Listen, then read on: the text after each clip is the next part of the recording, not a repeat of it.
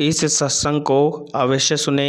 इसको सुनने से आपके जीवन में बहुत बदलाव आएगा। प्रभु की प्राप्ति के लिए खास बात ध्यान रखनी है, अपनी उपासना में दृढ़ श्रद्धा रखो और सर्वश्रेष्ठ भाव रखो, पर दूसरे किसी की भी निंदा न करो। अगर किसी की भी निंदा करोगे तो फिर माया तुम्हें मुक्त होने नहीं देगी। मन को, वाणी को, शरीर को संयम में रखो, अर्थात भगवत भजन, भगवत वार्ता और मौन। मन का संकल्प विकल्प रहित होना, विषयों का चिंतन न करना, प्रभु के रूप का, नाम का, धाम का, लीलाओं का चिंतन करना। शरीर का शास्त्र संयम से वर्ताव करना। अब माया मुक्त होते चले जाओगे। इनमें किसी में भी त्रुटि ना हो, सावधानी रखो। अपनी इंद्रियों को सावधान रखो, किसी के दोष न देखने पावे। कोई गलत चेष्टा देखेंगे तो ये भी गलत करने के लिए तैयार हो जाएंगी। हे राजन, श्रवणम कीर्तनम ध्यानम हरेरद्भुत कर्मणः जन्म कर्म गुणानां च तदर्थे अखिल चेष्टिता। श्री भगवान के बड़े अवतार हुए हैं, बड़ी अद्भुत अद्भुत लीलाएं हैं। प्रभु का प्रकट होना, लीला करना, दिव्य गुणों का वर्णन। यदि आप इनको गाएंगे, लीलाओं को, और श्रवण करेंगे तो मोह की बात क्या, महामोह का भंजन हो जाएगा। बड़ी सामर्थ्य भगवान के चरित्रों की, महिमा बड़ी है। अगर इनको आप सुनेंगे, बार बार सुनेंगे, तो आपको और कोई साधन करने नहीं पड़ेंगे, अपने आप सब साधन प्रकाशित हो जाएंगे। जहां कहीं कभी भी किसी का उद्धार की बात आई है तो भगवत चरित्र सुनने से ही आई है। शरणागति श्रवण से ही प्रारंभ होती है, भक्ति भी श्रवण से ही प्रारंभ होती है, पूर्णता भी श्रवण से ही होती है। श्रवण सुजस सुनी आयऊ, और श्रवणम कीर्तनम स्मरणम। पहला श्रवण, खूब भगवत चर्चा सुनने का स्वभाव बना लेना चाहिए। पर देखा जाता है कि 20 वर्ष भगवत चर्चा सुनने पर रंग नहीं आता, क्योंकि ये तो बना लिया स्वभाव कि जहां भी कथा हो रही सुन रहे, और बाद में निकले तो बख्शते वो किसी को नहीं, सबकी निंदा करते। बस किसी एक की प्रशंसा, एक की निंदा, तुम्हारा सारा का सारा सत्संग बेकार हो गया। अगर सत्संग को सुरक्षित रखना है तो ना किसी की स्तुति, ना किसी की निंदा, जो सुना है उसको अपने जीवन में मनन करते हुए उतारे। प्रभु की लीलाओं का श्रवण और प्रभु के नाम का कीर्तन और प्रभु के रूप का ध्यान, ये तीन बातें बहुत जल्दी भगवत प्रेम प्रकट कर देती हैं। ये तीन बातें बहुत जल्दी भगवत प्रेम प्रकट कर देती हैं। प्रभु के अवतार लीला चरित्रों का खूब गायन करे, खूब श्रवण करे। भगवान की अवतार लीलाएं भी हैं और प्रभु की प्रेममय निकुंज लीलाएं भी हैं। तो अगर आपका निकुंज लीला में प्रवेश नहीं है तो प्रथम सुने भागवत, भक्त मुख भगवद वाणी। भगवान के अवतारों का, भगवान की अवतार लीलाओं का श्रीमद् भागवत में खूब बढ़िया वर्णन है। पढ़ो, सुनो, क्या होगा इससे? मोह का नाश हो जाएगा।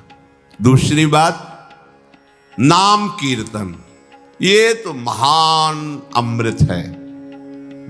बिल्कुल विश्वास कर लो, नाम कीर्तन अमृत है। ताली बजा के, मंजीरा बजा के, ढोल बजा करके, नाच करके, जैसे बने, अकेले, चार लोग, जैसे बने। नाम संकीर्तनम यस्य सर्व पाप प्रणाशनम। देखो, भगवत चर्चा ने महामोह का नाश कर दिया और भगवान नाम कीर्तन ने सब पापों का नाश कर दिया। नाम संकीर्तनम यस्य सर्व पाप, सर्व, पीछे बीच में जो भी जमा संचित कृप, सबको भस्म करने की सामर्थ्य नाम कीर्तन। ये जो राधा राधा आप बोलते, बहुत अमृत है, बहुत अमृत। और प्रभु के रूप का ध्यान, ये तीन बातें बहुत जल्दी माया मुक्त कर देंगी आपको। भगवत प्राप्ति करा देंगे।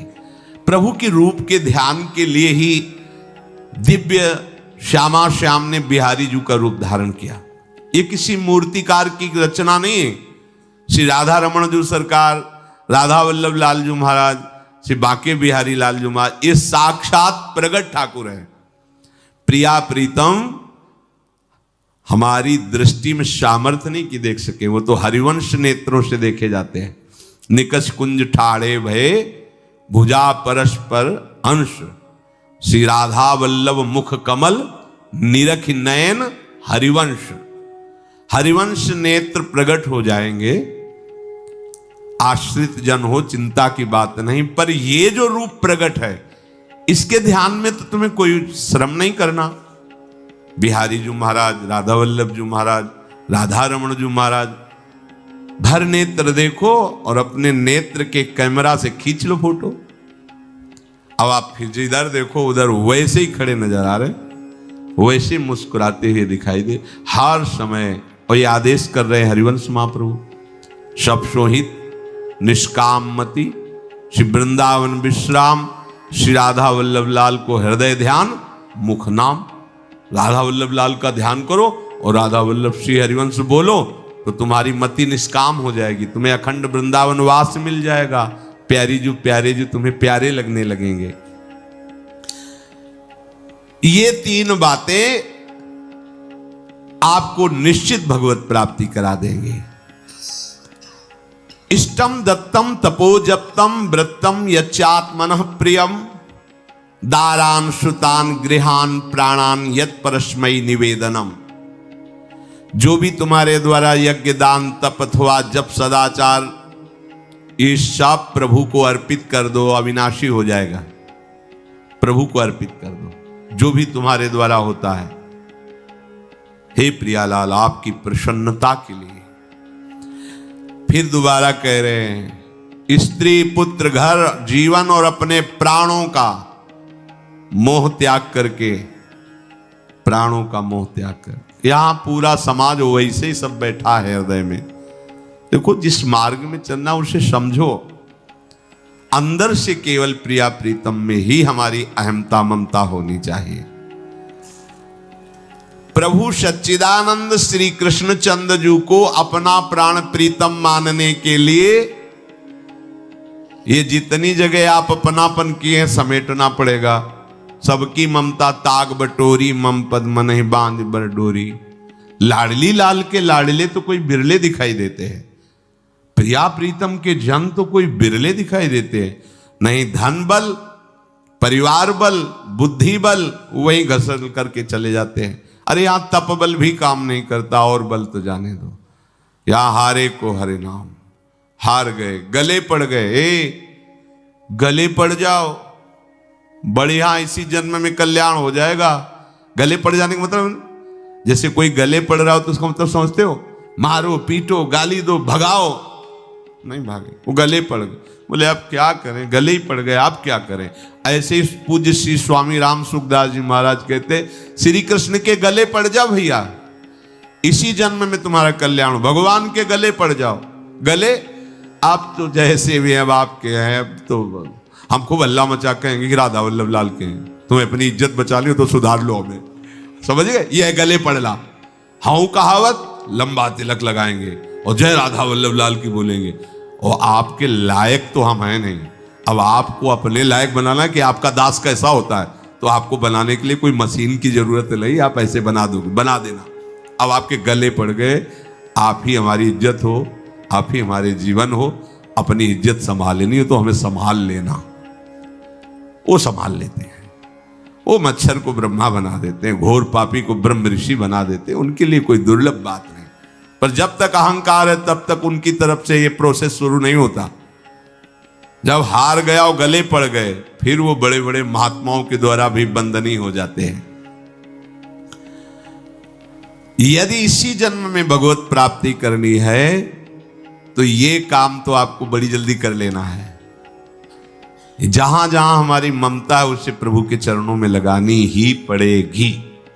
चूक करोगे, वही ममता की डोर मन को घसीट लेगी और अब अगले जन्म का विधान बना देगी।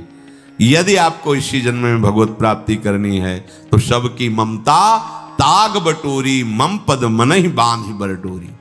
एवं कृष्णात्मनाथेषु मनुष्येषु च सौहृदम परिचर्यां चोभयत्र महत्सु नृषु साधुषु। और ये सब सहजता पूर्वक तब हो जाएगा जब किसी संत महापुरुष का आश्रय ले लोगे।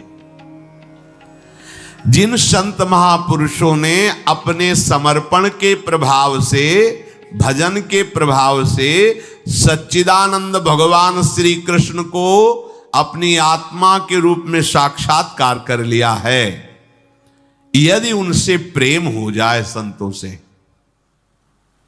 प्रेम होना संतों से बड़ा कठिन है। अभी कोई मुस्कुरा के तुमसे कह दे कि कई दिनों से हम तुम्हें देख रहे थे या देख रही थी, बस तुम्हारे मन को कोई निग्रह विग्रह करने की जरूरत नहीं, घसीट जाएगा। वो बड़े भाग्यशाली हैं जिन्होंने संतों से प्रेम किया। यहां कह रहे हैं ये जितनी बातें बताई गई, दया, तितिक्षा, मौन, मनोनिग्रह, इंद्रिय निग्रह, परिवार की ममता का त्याग, भगवान से अपनापन, भागवत धर्म का प्रादुर्भाव होना, ये एक साथ सब हो जाएंगे केवल तुम्हें गुरु चरणों से प्रेम हो जाए, संत चरणों से प्रेम हो जाए। क्योंकि उन्होंने सच्चिदानंद स्वरूप भगवान कृष्ण को अपने प्रेम बल से अधीन कर लिया है। यदि परोपकारी संत जनों से हमारी प्रीति हो जाए तो हमारा स्वभाव बदल जाएगा। संतों से प्रीति है, ये तुम्हारे स्वभाव से परिचय मिलेगा। क्या?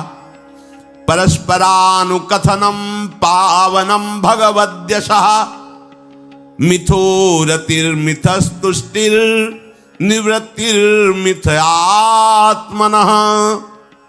जब संतों से प्रेम हो जाता है तो स्वभाव बन जाता है क्या? भगवत चर्चा करने का। अपने लोग जब नई अवस्था में तो भिक्षा के लिए चले और आगे संत मिल गए, 2-2, 3-3 घंटे धूप में खड़े भगवत चर्चा हो रही, नीचे धूल जल रही, ऊपर से सूर्य ताप है और खड़े 2-2, 3-3 घंटे चर्चा हो।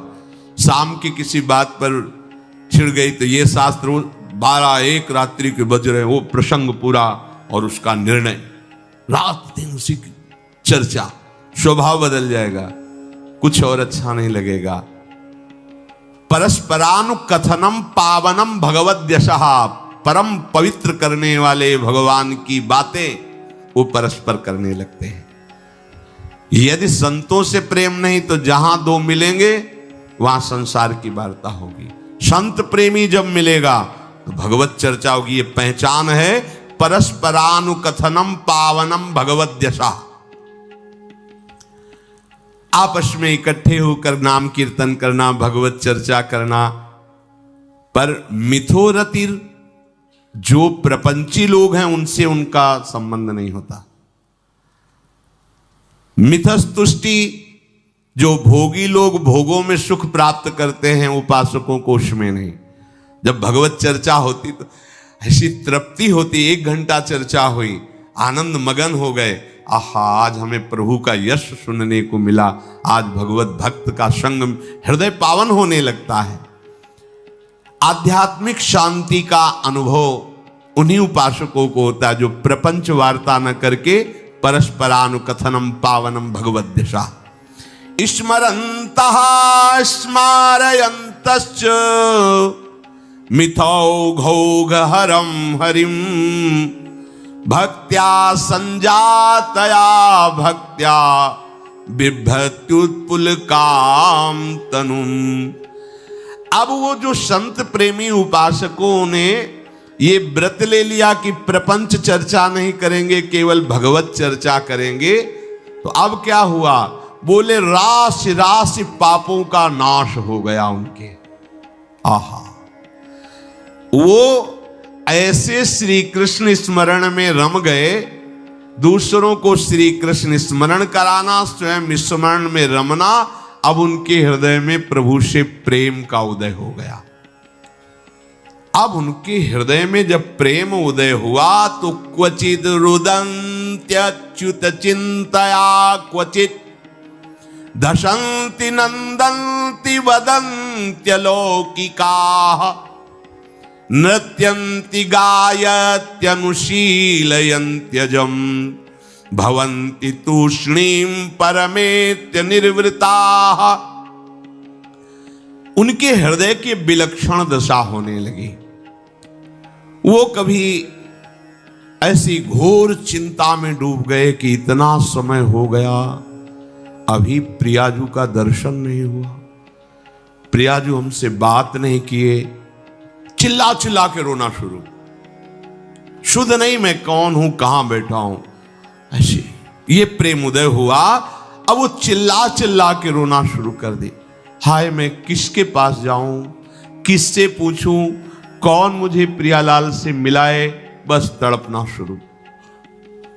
सोचते सोचते ऐसा रोना, बेशुद्ध स्थिति। उसी में देखते हैं अरे प्रियालाल तो गलबैया दिए हुए जा रहे हैं। बस ऐसा स्फुरण हुआ कि वो आनंद मगन हो गए, एकदम मन प्रसन्न, तन प्रसन्न। अभी शोकित थे, अभी आनंदित हो गए। और वो इतने आनंद मगन हुए कि लोकातीत होकर बात करने लगे प्रिया जी से। कोई है नहीं सामने, दिखाई नहीं दे रहा अन्य को, लेकिन उनके सामने प्रियालाल उनसे बात कर रहे हैं। सुना सुना करके सुंदर सुंदर पदों का गायन कर रहे हैं, राग आलाप रहे हैं। और राग में कभी ऊंचा नीचा स्वर की बात नहीं है प्रियालाल के लिए। फिर इतने आनंद में भर गए कि नाचने लगे, झूम झूम करके नाच रहे। लोगों को लग रहा है कोई है नहीं सामने, कैसे ना, ओ प्रियालाल सामने। प्रियालाल को देख रहे, प्रियालाल को पद सुना रहे, प्रियालाल के सामने नाच रहे। और कभी कभी अरे वो तो हमें छोड़कर चले गए, फिर चिल्लाकर रोने लगते हैं, खोजने लगते हैं। कभी कभी अरे वो तो मुझे हृदय से लगाए हुए, एकदम शांत समाधिस्थ, ऐसी भाव दशाएं उसकी होने लगती है। तो जो इस प्रकार गुरु की शरण होकर उनकी आज्ञा पालन करते हुए, संत जनों से प्रीति रखते हुए, परस्पर भगवत चर्चा करते हुए, नाम कीर्तन करते हुए, भगवत रूप का ध्यान करते हुए, प्रतिपल प्रभु का चिंतन करते हैं, उनको इस दुरंत माया से पार होने के लिए कोई कठिनता नहीं, वो सहज में पार हो जाते। और पार ही होना है, दूसरा कोई सूत्र नहीं है हमारे पास। कोई अब मंगल का रास्ता नहीं रह गया। ऐसी आग में जलना, जीते जी जल रहे काम क्रोध की आग में, मरते समय मृत्यु, बार बार जन्म मरण, फिर प्रलय, फिर महाप्रलय, फिर जन्म मरण, कब तक चलता रहेगा। अब तो मनुष्य जन्म मिला है, वृंदावन मिल गया है, रसिकों का संग मिल गया, अब तो जीत जाओ बाजी। नहीं तो ध्रुवदास जी कहते हैं बार बार तो बनत नहीं, या संजोग अनूप, मानुष तन वृंदा विपिन, रसिकन संग विविरूप, अत्यंत उदार करुणा वरुणालय, स्वामिनी की चरणाश्रय, निरंतर नाम जप, चूको मत, लक्ष्य बना लो। इसी जन्म में हमें भगवत प्राप्ति करनी, ये दृढ़ निश्चय कर लो। आप कोई दूसरी बात नहीं, मुझे इसी जन्म में भगवत प्राप्त करनी ही है, कोई दूसरा रास्ता नहीं है बचने का। बस दूसरा रास्ता रखोगे तो मन फिर फंसा देगा। बस भगवत प्राप्ति करनी, फिर चाहे जैसे बर्ताव करवाओ, प्रभु आप जानो, एक बार हमसे मिलो, एक बार हमें इन द्वंद्वों से मुक्त करो, एक बार इन विकारों की जलन से मुझे ऊपर उठाओ, ये जन्म मरण का चक्र एक बार मिटाओ नाथ, फिर जैसा चाहो वैसा खेलो। इसके लिए बहुत सहन शक्ति चाहिए। ठंडी गर्मी, मान अपमान, निंदा स्तुति, परिवार वालों की अवहेलना, ये सब मिलेगा इनाम में। इसे सहो चुपचाप, इसके लिए रो मत। कैसे लोग हैं रो देते हैं, शरीर की प्रतिकूलता में रो देते हैं। अरे आंसू श्री जी के लिए, सिर्फ प्यार में रो श्री जी के, और सब दुख मुस्कुरा के सहना सीखो। मौनम, वाणी को बहुत संभालिए। नाम जप के लिए मौन बहुत आवश्यक है। अगर बार बार थोड़ी थोड़ी देर में बोलते रहेंगे तो एकाग्रता भंग होती रहेगी, नाम में मिठास नहीं अनुभव कर पाएंगे। कभी कभी ऐसा होता है ये जाम हो जाता है, बोलना भी चाहे तो नहीं बोल पाते क्योंकि क्रम टूट जाएगा। शाम के समय जैसे किसी से मिलना जुलना नहीं, तो तभी लोग पूछते मौन हो क्या, तो फिर नहीं मौन नहीं, क्या बात, इशारे समझ लो जो काम, चलो। क्योंकि अगर निरंतर मंत्राकार वृत्ति तो बोलने की भी हिम्मत नहीं रह जाती, पर वहां तक पहुंचने के लिए वाणी का मौन आवश्यक है। मौन का मतलब ऊ करना नहीं है, आवश्यक हो तो शब्द बोल दो, नहीं अधिकतर मौन रहने की चेष्टा करो। जो आपको मार्ग मिला है, कई बार वर्णन किया है कि सत्संग में जो शब्द आपको लगते हैं तो डायरी में लिखना चाहिए, या याद कर लो बाद में लिख लेना जाके, और अपने लिखे हुए सत्संग के वचनों को रोज स्वाध्याय करना चाहिए। अमुक तारीख के सत्संग में ये पॉइंट, और उनको बार बार, ऐसा नहीं कि आपको ही कह रहे हैं, जहां जहां संत मिले जो जो बोले उनके सामने तो लिखा पड़ी नहीं, पीछे हट के लिखना। 2 डायरी हैं, एक सन्यास की है, एक वैष्णव मार्ग, दोनों को गुरुजनों की, महापुरुषों की वाणी को एकदम एकाग्रता से सुनाओ। जब अलग हटे तो सबसे पहला काम, इस तारीख को इस महापुरुष ने ये शब्द बोला, और उन्हीं का बार बार स्वाध्याय करना। क्योंकि सब शास्त्रों में कहाँ हम दौड़े घूमेंगे, महापुरुष जन सब शास्त्रों का सार बोलते, उसे लिख लिया। सरलता, आपका जीवन सरल होना चाहिए। छल कपट द्वंद्व, मुख में कुछ और, हृदय में कुछ और, आचरण में कुछ और, ये दुष्ट पुरुष का लक्षण है, उपासक का, शिष्य का लक्षण नहीं है। दुष्टता का त्याग करो।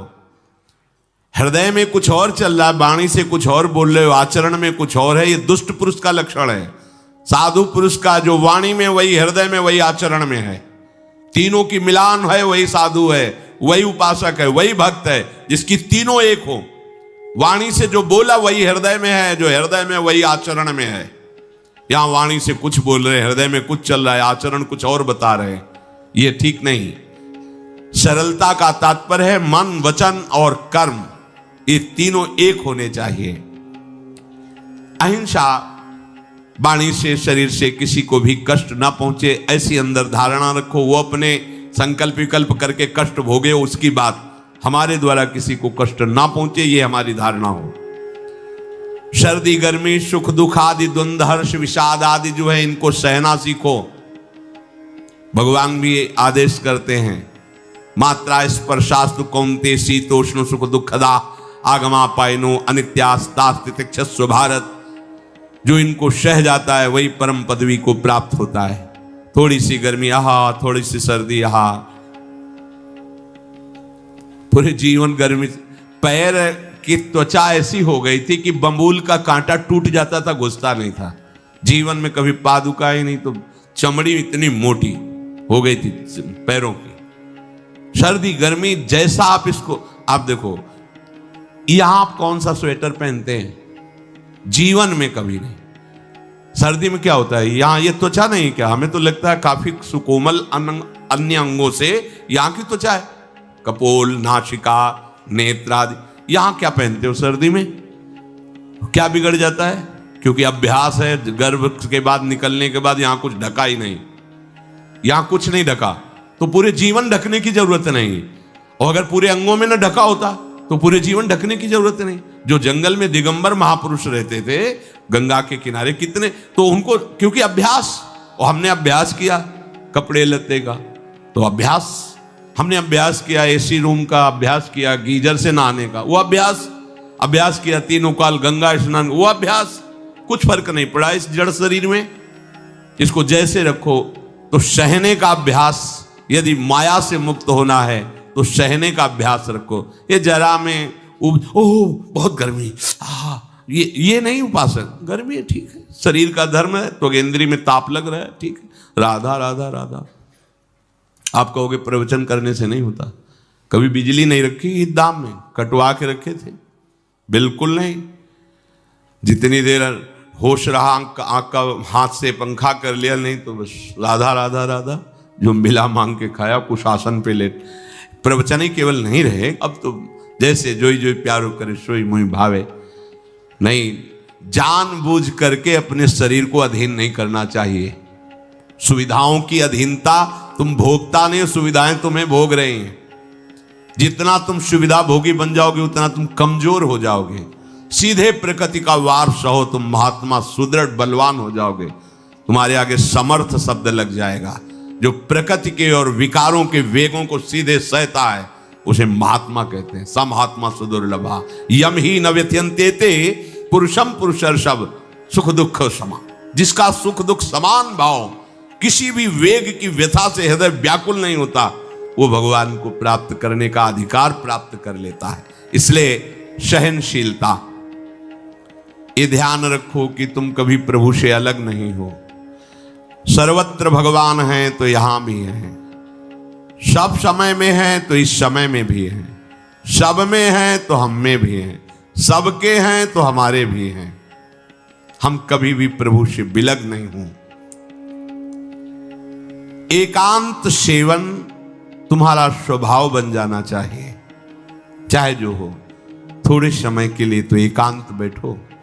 एकांत मिला तो मोबाइल का संग कर लिया, एकांत मिला तो मित्र बना लिए, बैठ के प्रपंच वार्ता कर रहे हो। नहीं, अगर भगवत प्राप्ति करनी, माया मुक्त होना है तो एकांत एकांत ही होना चाहिए। भले 100 लोग हैं, हमारा किसी से कोई संबंध नहीं, और हम बैठे हैं अपने आराध्य देव के चिंतन में, हम एकांत हैं। और गुफा में बैठे हैं, शरीर एकांत है, मन से चिंतन संसार का हो रहा है, प्रपंच में है, एकांत में नहीं है। एकांत शब्द का अर्थ समझना चाहिए। हम एकांत को सीधे गुफा या कहीं एकांत ऐसे, एकांत का अर्थ है एक के सिवा दूसरा कोई नहीं, अर्थात एकमात्र भगवत चिंतन में डूबा हुआ उपासक। बाजार में बैठा हुआ भी एकांत है, सभा में बैठा हुआ एकांत है, और प्रपंच का चिंतन करने वाला बंद कमरे में भी प्रपंची है, गुफा में भी प्रपंची है। जहां आप रह रहे हो उसे ये मेरा घर है ऐसी भावना का त्याग कर दे। अनिकेत ये भगवान का दिया हुआ वास स्थान है। कुछ समय के लिए इसमें शरीर निर्वाह कर रहे हैं, ये भी छूटेगा और ये भी छूटेगा। जैसे स्टेशन में बैठा आदमी आराम से, पर वो बैठा इंतजार कर रहा है कि कब हमारी गाड़ी आवे और उस पर हम यात्रा करें।